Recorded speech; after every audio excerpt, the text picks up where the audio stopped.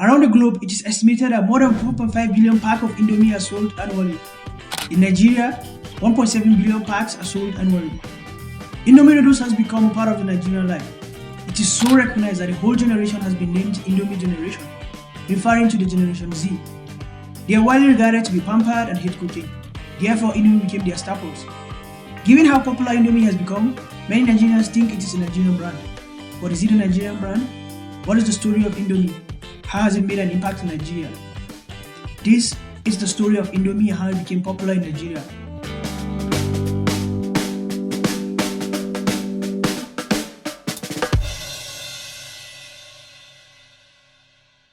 To understand how Indomie became popular in Nigeria, you must first understand where it comes from.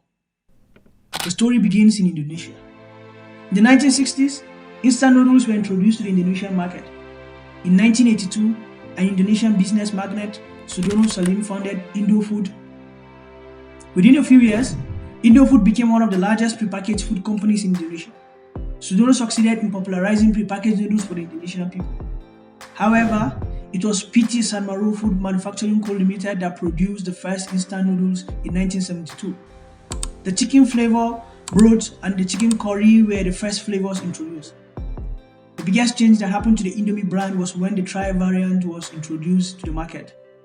They called it Indomie Mee Goreng. Instantly, it became popular within the Indonesian market.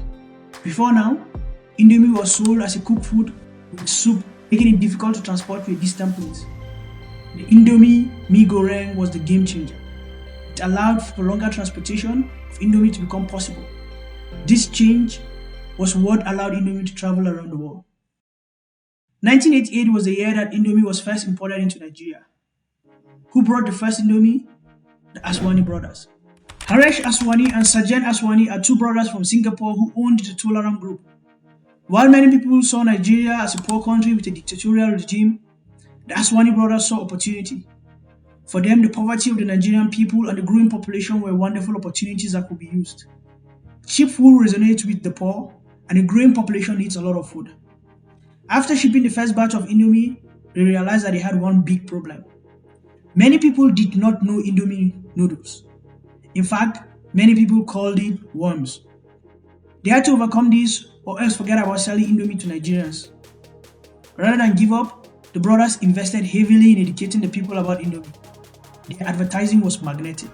In billboards, signboards, television, radios, and newspapers, the Aswani brothers taught Nigerians about noodles and its nutritional value.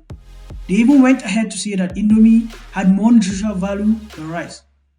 Their efforts paid off.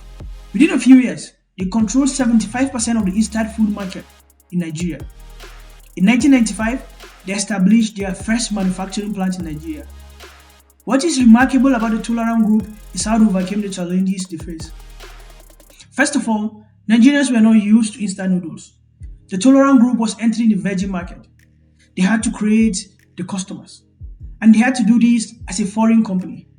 Remember that they were based in Singapore, and the founders were not Nigerians. To circumvent this, Indomie did not make an attempt to talk about their origin.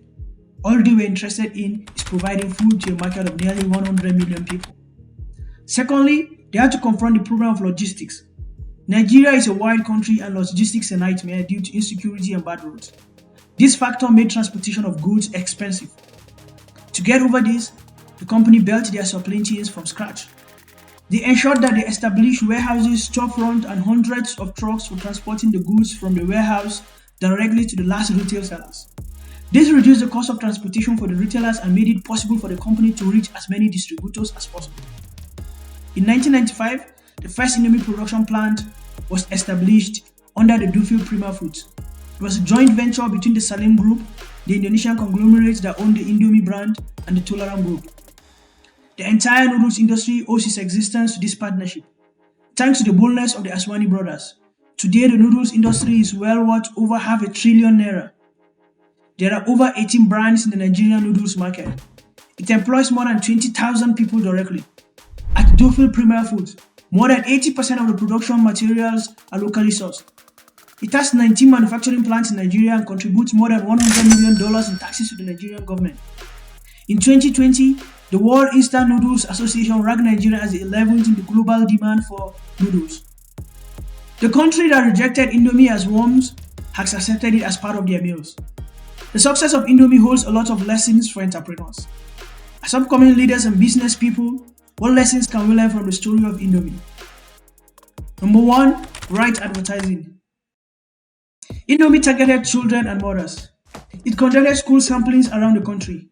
I still remember that Indomie visited my primary school and shared Indomie for every student. It was the first meal I attempted cooking. For kids, getting an Indomie became our dream. If mothers wanted to please their kids, they got Indomie for them. It created a powerful, memorable TV series known as the Indomitables. There was hardly any child who did not know of the Indomitables. Our heroes were Big Boy, Swifty, Stretchy, Vision, Twinny, and of course, inevitably, we wanted to eat the food associated with our heroes, and that was Indomie. The children were sold on this. Second group that Indomie adverts targeted was mothers.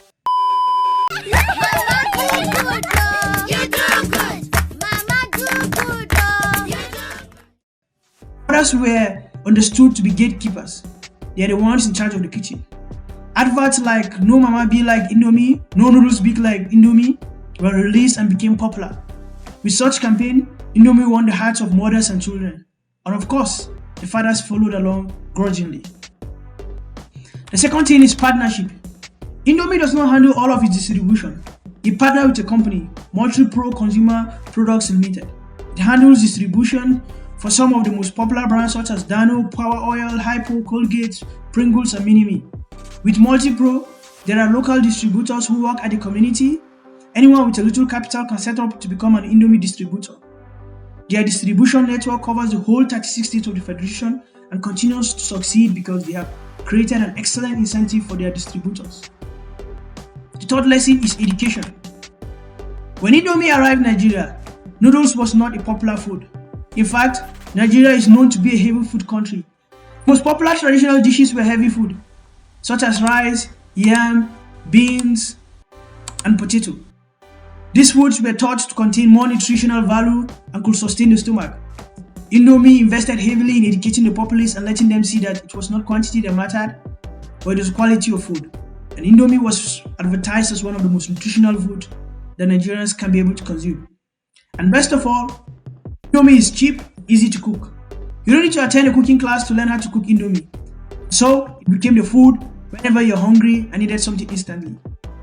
From the rich people of Asokoro to the poor people in Kano who use Meshayi, Indomie is a meal that satisfies all. You can pick these lessons and apply them to your business. And of course, with determination, hard work, and a lot of strategy, you can be able to conquer any market.